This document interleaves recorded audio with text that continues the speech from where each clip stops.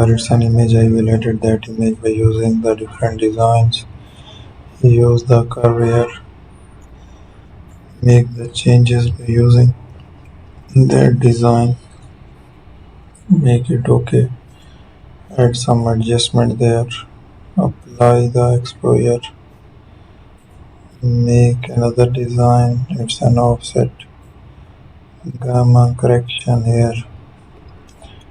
Let's make another filter, it's a camera raw filter here.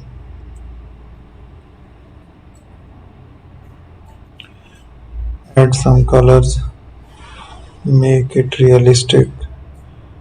So you can learn from that tutorial how to make the designs here.